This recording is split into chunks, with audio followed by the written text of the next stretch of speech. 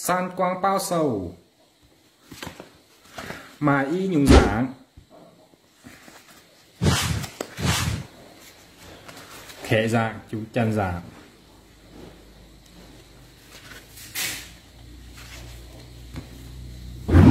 phó lý sâu mà y nhung giảng khẽ dạng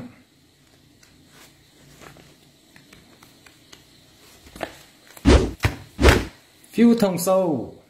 mà y nhung giảng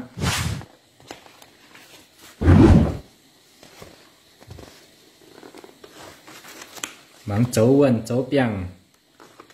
y nhung giảng chân giảng khẽ giảng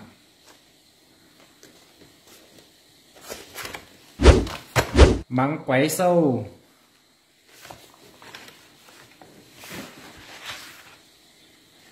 mà y nhung giảng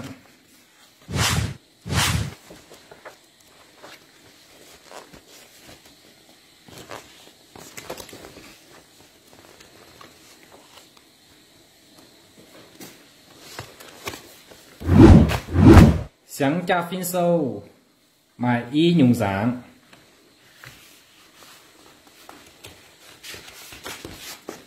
khẽ giảng chân giảng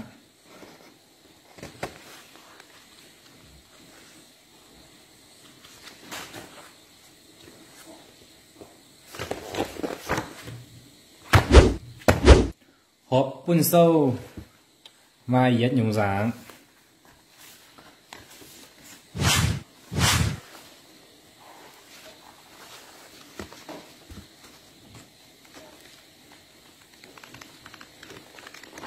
miền múa ở nông hiếu tài quân dìa